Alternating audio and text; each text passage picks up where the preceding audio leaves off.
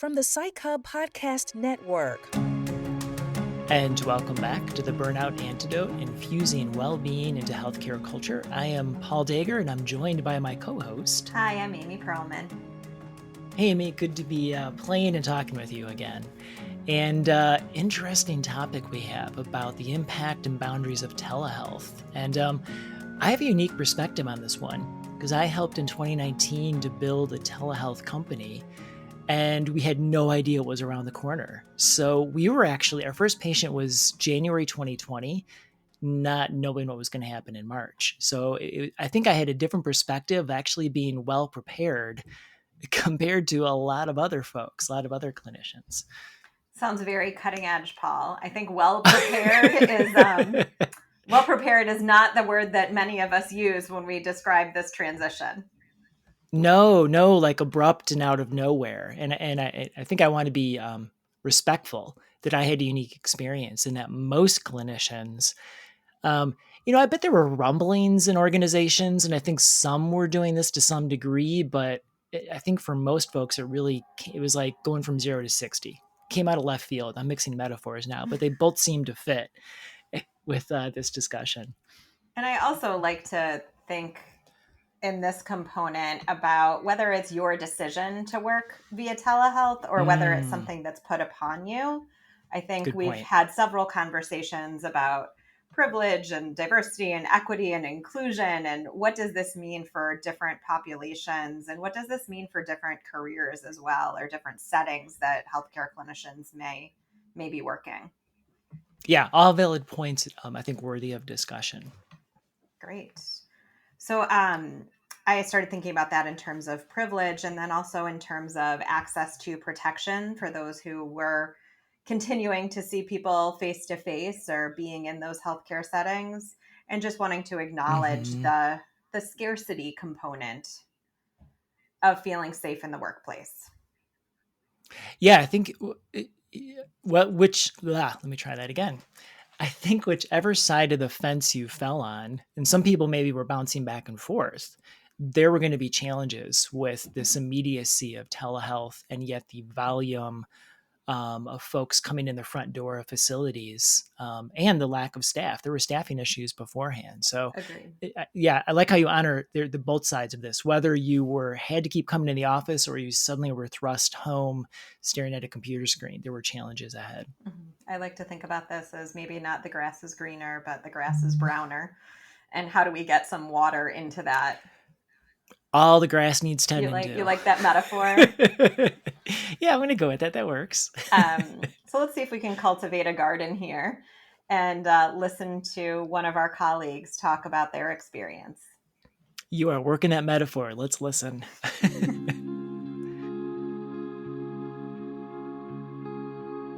So let me take you back to when the COVID pandemic first hit. I was working as a family doctor, and as things got uncertain and safety became a priority, the institution moved a bunch of us, myself included, to telehealth. That meant I went from seeing about 40 patients a day in person to around 25 through teleconsultations. At first, it was quite a change, and I really missed the physical interaction with my patients. I noticed that some of the older patients were struggling with the technology, and it was obvious that they didn't feel fully comfortable.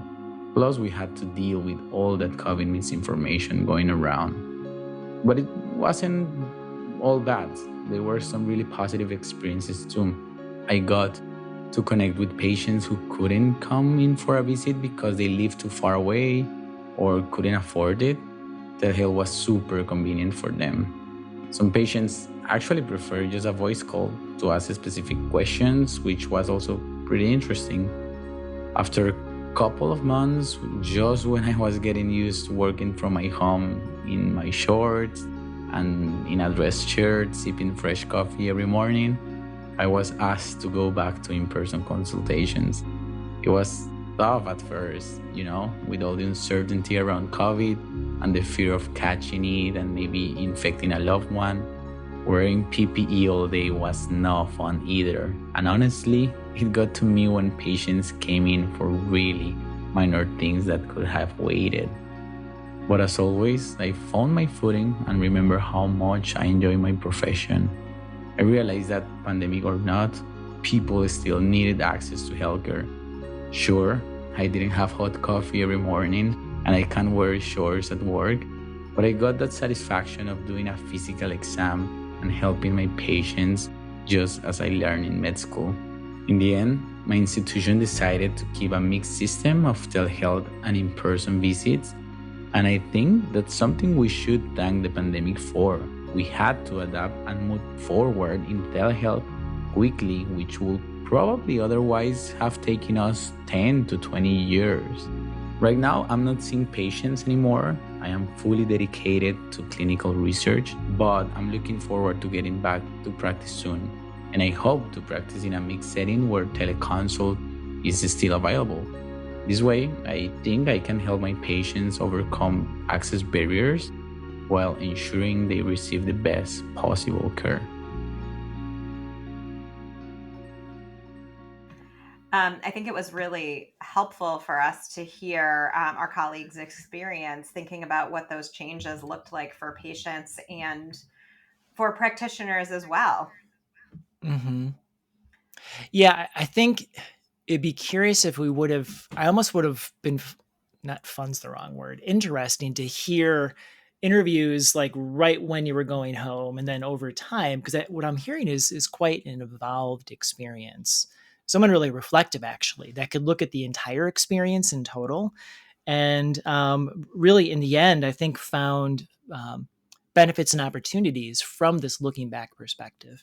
That's a very good point because I think it takes us a while and it takes some skill to put together this look back, which is not what Yeah. it felt like in the moment. From my own personal experience, I transitioned to working from home with a small child who Oh, yeah. was home, Yeah. and I just remember months of time just strapping her into a baby carrier and wearing her through all of these conference calls. And it wasn't what I wanted to do in terms of a clinician. And it also wasn't what I wanted to do in terms of parenting as well. Yeah. Yeah. Yeah, I think there was this blurring of home life and work life that it came out of nowhere. And again, not much instruction or guidance. While work at home had been around for a while, I think especially for healthcare clinicians, it wasn't the common, it wasn't the norm necessarily. And when he said, it was interesting, he went from 40 down to 25 patients. I almost expected it to go up a Me caseload. too. So that stood out to me as maybe there was a little bit of relief and space around how to learn this. But his first thing around missing the physical interaction, and I think that speaks to the relational aspect of this work, that touch suddenly was gone.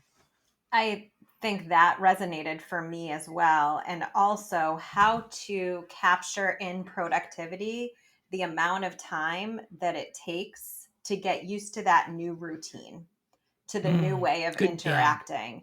And I think in a healthcare system that really looks at productivity quite a bit Hmm. and looking at how many folks do you see in a day, when you start looking at that change from 40 to 25, I loved that you put that into the positive spin of he may have had time to get used to working in a different platform. But I Yeah, I'm also going to walk had that this, back. I also had some worries about what that means for productivity Yeah. because I would love to have a culture where we have more freedom to either blend that home and work identity or to Right. learn new things because this was an unplanned change. Yeah, I do wonder. The optimistic side would be the system recognized inefficiencies and learning curve and lowered the caseload. But now my skeptical side is thinking, well, those other 15 people were being seen inpatient. So it wasn't like they were reducing the caseload for that learning curve. I think the numbers may have just fell out that way. Um, Now I do, and this is where I think hindsight is starting to come in, where he started to see the positives, and really that piece around inequities within our Mhm. healthcare system. It really struck me as this is one of the things that we want to continue. The silver lining of COVID we're recognizing now that maybe there's people who would have access who wouldn't have it before. Um, and this is where I think telehealth was going to come around anyways, is part of the mix. And COVID just forced us to get there more quickly. And not to say there weren't other inequities that COVID did expose we need to work on, but maybe this is one of those silver linings of the experience. I love the component that this brings in around patient choice. And I'd like to explore Yeah, a yeah, little bit more around clinician choice of having this yeah, yeah. idea of what does it feel like to work in a virtual setting? Mm-hmm. How does that balance with kind of who we are as human beings and giving us some additional options? I, for one, have been working remote for a while and really Mm-hmm. enjoy that I don't have a commute in the morning. Mm-hmm. However, I do miss being there in person with people and getting that level of connection. That was my podcast time too. So I'm kind of bummed I've lost my podcast time. Yeah. It was so easy to do it on the drive, and now I have to like make time during the day for it. Um, yeah, I like that idea of clinician choice as well, because who's it a good fit for? And recognizing I'd been teaching virtual delivery with mindfulness facilitators and then training therapists to how to do it again before COVID hit. There's a skill set here. And I think due to how quickly folks had to change, there may have been an underappreciation that you just don't one day stop seeing people face to face and can just naturally do it in front of a camera. That a recognition of we need to give people the resources to do this right so that we're giving the best possible care. And I put that back on the system to really be able to give what kind of resources and training are needed. And I think there's something just in terms of thinking of this at a meta level is that Yeah, systems really do need some of that support as well in terms of building an true. infrastructure where telehealth works. Yeah, Thinking agreed. Yeah, about yeah. how do you bill for services, what is covered, what is not covered, Mm-hmm. how do you make these distinctions about where to see a patient, what types of visits make sense. And some of that Mm-hmm. is around patient choice and some of that is around patient presentation. And I think those Yeah. protocols, even today, have not been built through because a lot of we're clinicians. We talk a lot about evidence-based practice. And when you Right. think about the evidence behind telehealth and what works in what settings and building out these, we don't have those years and years of experience to Right. tell Right. what works best and what doesn't. Well, in preparing for today, I did some literature review, and there are gaps in the literature. It's like I think the research is being conducted now, and with the churn it takes for it to come around of good quality research, we're sort of figuring it out as we go. We're building the boat after we've left the dock, left the harbor. And I want to just recognize that clinicians are hardy folk, and we'll step up what it takes to do right by our patients. And that's not sustainable. A crisis response or a fire drill is not meant to be status quo. And now that we're 3+ years past COVID, it's funny, I flew this weekend and almost no one had masks on. It seemed weird to me, like, oh, should I have one? So just we're in such a strange post-pandemic world. Um, but I think our institutions need to pause for a moment too and see, as you said, what is the best practice? What have we learned? And keep an eye out for that research coming out, because I know there's some really good people probably conducting research on this.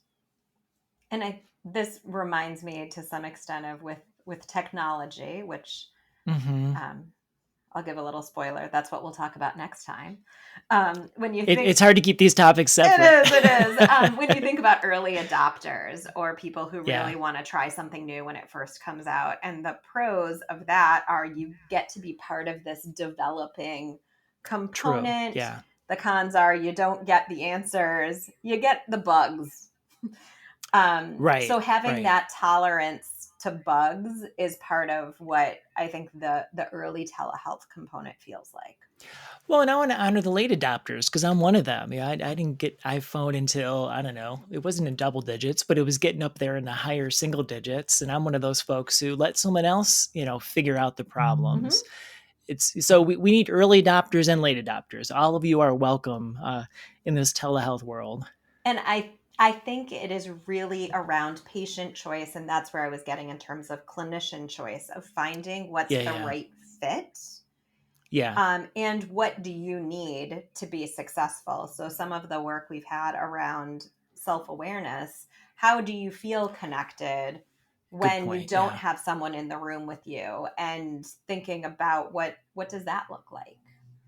I love the fact you're looping in self-compassion. It's like we're talking about techie stuff and like, oh yeah, this is ultimately the antidote for moral distress is self-compassion. And I like that bringing self-awareness into where am I at relative to doing telehealth versus inpatient. And this is where I think our person sharing their story was so wise, that when he went back into inpatient and he how much he enjoyed being with the patients, and ultimately maybe his fit was and the idea of a hybrid approach, that he needed some of that direct contact in the way that he practiced to really find what felt good to him and probably made him deliver better care as well. When you say inpatient, do you mean in person? It could be in person. Okay. Yeah. Sorry. So sorry, that's getting lost in the terms, but yeah. And so finding that in-person hybrid and 100% in-person hybrid, 100% telehealth, it's a continuum that we all need to bring some awareness to. Where do we find we function and feel the best, and then hopefully find a setting that we can plug in. And that also makes me think some about the other component with self-compassion or mindfulness is the conversation that we had about screen time. And I think about that quite a bit at the beginning. Yeah. And I don't think I don't think we've done enough research on this one in terms of adult screen time, and what does screen time look like when it is your work that is on a screen versus, I was like, that felt like a Freudian one there too, but it is, it's your work that's on the screen. And how do you stay engaged that way with looking at a screen all day? What does that look like? And how do you build in some of that sustainability or mindfulness? My son calls me out all the time, and I'll be like, how about shutting down the iPad? He's like, well, you spend all day on the computer. And I'm like, well, it's work. And then I'm like, wait a minute. Just because it's work, it probably still at some point crosses the threshold of health and well-being. So I can't necessarily just say, get off your iPad, but I need time away from the computer too. Yeah. The other thing is, I don't know if anyone's done research on this yet, but I would be curious about depersonalization as a symptom of burnout. And when you're looking at a screen, you're not making direct eye contact with someone. And I do wonder if you're already on that slippery slope, if doing telehealth can further feed into the depersonalizing aspect of burnout. I don't know if anyone's run that study. I think it needs to be done, and begin to recognize that there's many wonderful things to telehealth, but if you're already starting to have symptoms of burnout, this may be further contributing. It's a good question to ask, and I don't know the answers. I do think about it in terms of when I first started doing virtual work. And I'm sure you've gotten this advice too, it's making eye contact with the camera on your screen or above your screen or wherever it is, but making eye contact with a camera is really not making eye contact with a human being. Yeah. I mean, when I used to train therapists on doing telehealth, we naturally are drawn to the two eyes in front of us. Mm-hmm. Like right now for the audience, we're on a platform that Amy and I can see each other, and I'm looking at Amy's eyes, and the camera is like 6 inches up and to the left. And if I look at the camera, I don't feel like I'm connecting to Amy. I feel like I'm presenting, which as a clinician, I don't want to feel like I'm presenting. I want to connect to this living, breathing person in front of me. I have two things to say about this. Is one, I also want to connect with you, living, breathing person and friend, is that I try to put your picture closer to the camera so Right. that I can do both, but look like I'm engaged if someone were to be looking at me. And the other thing that I started thinking about as we were preparing for this is that Paul and I get along well. I hope you can hear that as much as we enjoy that. But we have never met. I'm glad to hear that. Good. Thanks for confirming that. But we've never met in person. And yeah. we have been working together for about a year and a half and have been able to develop what feels to me like a really genuine connection and relationship. I would agree. Yeah. And that is something that, having never met someone, it reminds me of like old days of like pen pals. Building that connection is not something I expected to do in this way. Do you think there's a generational component here? I mean, I'm not going to speak for you, I but I am old. I have gray in the beard.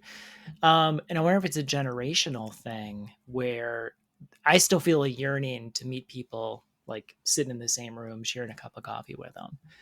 And I don't know, maybe that's just because I'm old.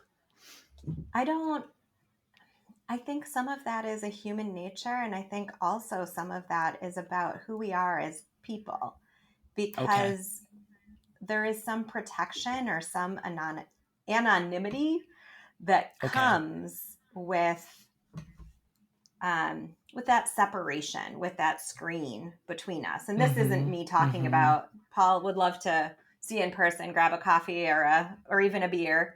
But I think there is something about what feels right to us as individuals that has some protection that's in place. And well, yeah, I respect that there may be, again, I don't know, I think I've shared my son is on the autism spectrum. And for some individuals, that back to that safety piece, this may actually feel more authentic to them than sitting in the same room. And so I do want to honor that when it comes to this comes back to the fit thing. I think for some folks, maybe they're at their best doing telehealth, and that's wonderful because we need people that this is where they're in the zone.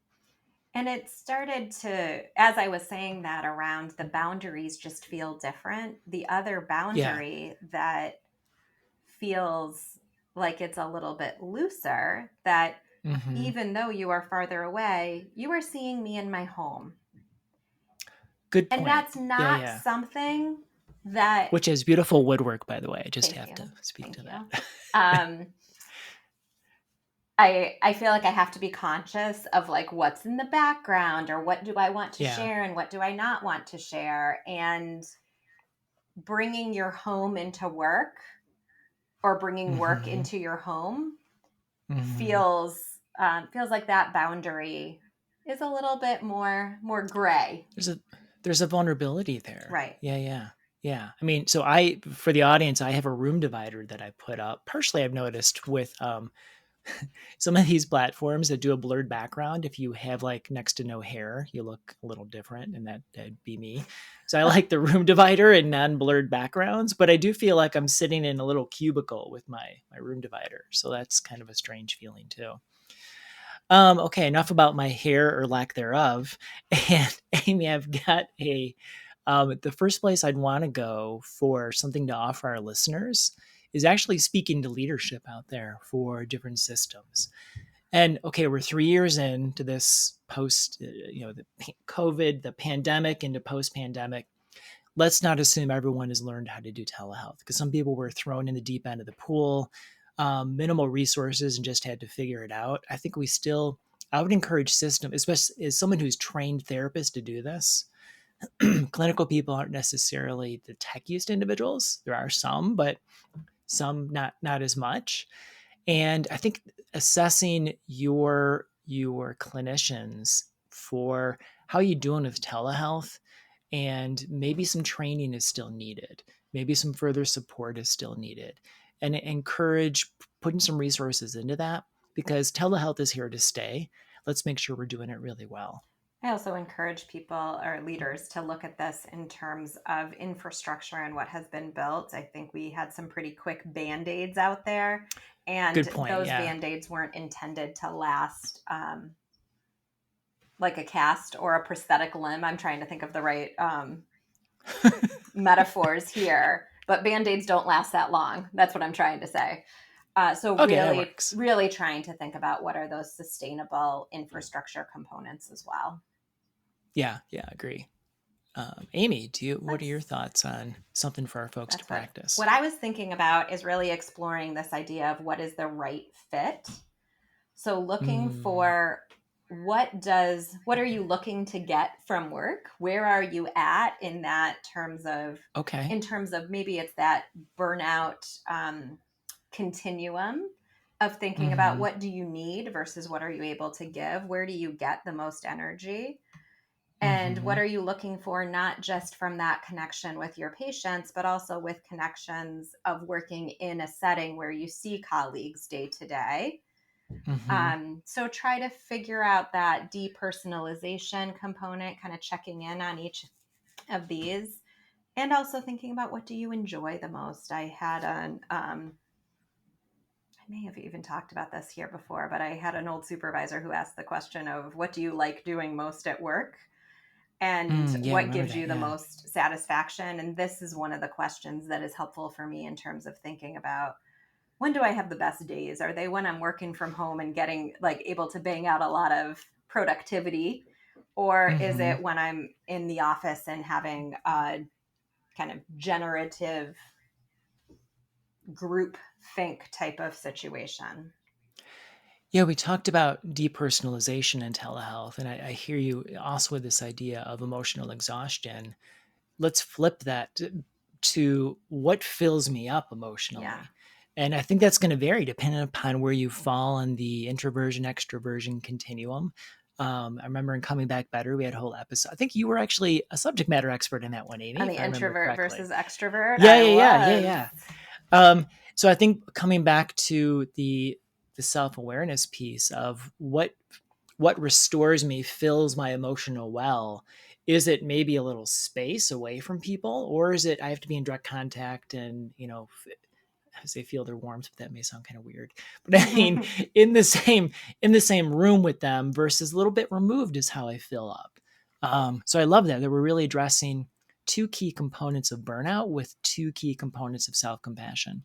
I think that's great. This idea of boundaries, I also want to pull into the Yeah. conversation, thinking about where are those boundaries that you may want to flex and you may not want to flex. Are you an in-person person, or are you a kind of want to have that virtual boundary beneath you? Do you Yeah. feel comfortable sharing part of your home or your office when they see that on video? And also this idea of kind of self-protection to some extent with when you do telehealth, if that is something that you are doing from your home, is there a designated space or dedicated space to doing that work so that you can think through having those boundaries, being able to walk away for a bit? I studied eco-psychology in grad school, the overlap between ecology and psychology. And one component of that is bringing ritual into your life. And doorways are really helpful for transitioning. So I'm thinking about, when you end your day, that you intentionally have a doorway to step through since you don't have a drive home. Although it's funny, I did remember hearing a coworker who she worked from home, but she went for a drive at the end of the day to really make that boundary, that transition. So yeah, creating boundaries. When are you stepping into your workday? When are you stepping out of it? I that is a very helpful tool. I myself tend to take a walk, Nice. and that may be a time to listen to a podcast, but also just gets me to recirculate, even if it's taking a walk around the block or a walk Cool. to a destination. And then thinking Cool. about how do you prioritize the factors in making a decision, if it is your decision, around whether it is you or your employer, your patient, your family, or maybe it's the kind of presenting problem. What is it that helps you make the decision around telehealth or what the right piece is? had another old supervisor who said, You have a lot of old I wise do, supervisors. I love apparently. them. And I was like, and if any of them are listening, I do collect their advice. One of them really spent a lot of time thinking about when is it an email versus picking up the phone. Yeah. And yeah. I really liked hearing the differences in terms of what is needed from both the patient and what is needed from the clinician as well, in terms of getting that kind of touch base to think about consciously, how do you make that decision of what's the best way to meet that need? Yeah, and I'm thinking about, I'm sure there's clinical criteria for like, okay, I'm meeting telehealth, now I need to see you in the office, but I'd also encourage folks to trust their gut, that there may be something on a less tangible level about, I need to see this person. And while there's some extra effort to that, like trusting your gut as a clinician as well, that something here feels like I need to be in the same room and I can't put my finger on it, but I trust I need that to deliver the best possible care. Yeah. So, one, Amy, I'm hoping we've created a discussion for folks. I mean, each one of these episodes, I hope when we end the episode, the discussion continues with people in their offices or through their texting or however you want to continue these conversations. And we're just scratching the surface with next week going into tech and healthcare. And I find that telehealth is one layer of that, but we've got a whole lot more to explore about how our world of care delivery is changing with tech. Looking forward to continuing the conversation. Cool. All right. See y'all next week. Thanks. Bye.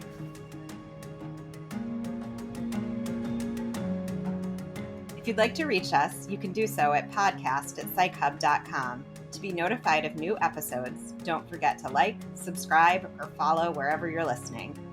And reviews are so helpful, so please do leave one if you can. It allows others to find us and to join along. The Burnout Antidote is executive produced and edited by Jacob Morrison. Research is assisted by Tekla Ross. Show artwork was created by Ornella Jangoli and Ashton Smith. A very special thanks to Juliana Castro, Alyssa Fackler, Trevin Stiegel, Andrea Womack, and of course, our pet, Pickles. The Burnout Antidote is a co-production from Psych Hub and is brought to you by Janssen Neuroscience.